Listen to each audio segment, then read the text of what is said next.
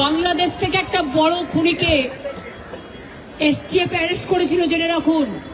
যা নিয়ে বাংলাদেশে অনেক রেভলিউশন হয়েছিল। অন্য দেশের কথা আমি বলছি না, আমার বলার অধিকার নেই, কিন্তু আমি যেটা বলছি পয়েন্টটা। তারপরে তারা মেঘালয় দিয়ে বাংলায় চলে আসে।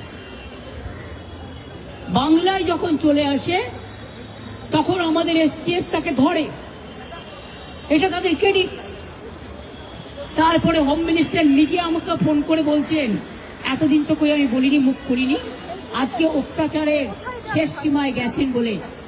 কারণ এটা জানে, আমি এখনো নামটা বলছি না ভদ্রতা করে, বাংলাদেশের লোক উত্তাল হয়ে যাবে। আমি সেটা চাই না, আমি দেশকে ভালোবাসি। না বলবো না দেশের স্বার্থে। কি বললেন? आप थोड़ा आपको बंगाल पुलिस को बोल दो ये बात बाहर में नहीं करने के लिए,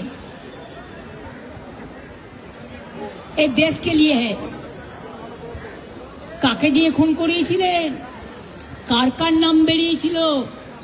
আজ গভর্নমেন্ট চেঞ্জ হলেও মনে রাখবেন, আমি তো সবটাই জানি। আমার হৃদয়টাই একটা কথা ভান্ডার, তথ্য ভান্ডার, সত্য ভান্ডার। আমি তো সম্পদের ভয়ে কর্মীদের জলে ভাসিয়ে দিয়ে দল ছেড়ে চলে যাব না।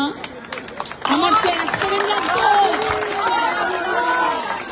আমাকে তো কতবার বলেছে क्या चाहिए, हर कुछ कर देंगे अगर आप हमको मदद करेंगे तो।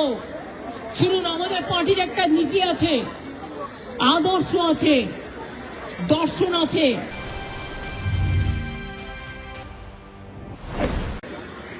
আজকে আমার দুঃখ একটাই, যাদের জন্য সারা জীবন করেছি তারা আজকে গদ্দারের সাথে লাইন করছে।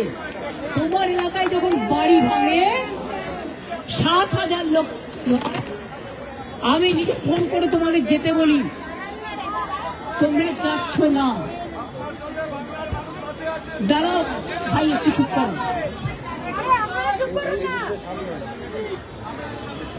আমি আপনাদের বলি, আমি বলেছিলাম যখন মসজিদের মাইক কেড়ে নেওয়া হচ্ছিল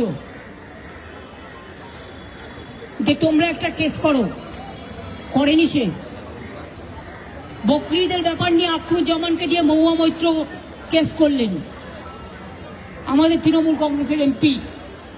আর যারা আজকে গদ্দারি করছে তৃণমূলটাকে ভাঙবার জন্য, আমি বলি ঈশ্বর আল্লাহ তেরে নাম সবকো সুমতি দে ভগবান। যদি কোনোদিন কোনো ভালো কর্ম করে থাকি,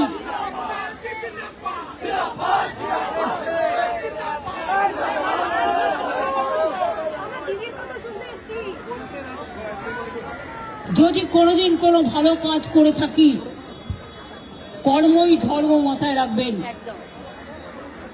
সেটা মেনে চলবো। ছোটবেলা থেকে বাবা মার কাছ থেকে এই শিক্ষাই আমরা পেয়েছি। আরে ভাই, কোথায় ঢোকাচ্ছ? জায়গা নেই ঢোকাবার, ওখানে বসুন। হ্যাঁ, পারবে কিনা বসতে সেটাও তো দেখো। অনেকের কোমরে চোট।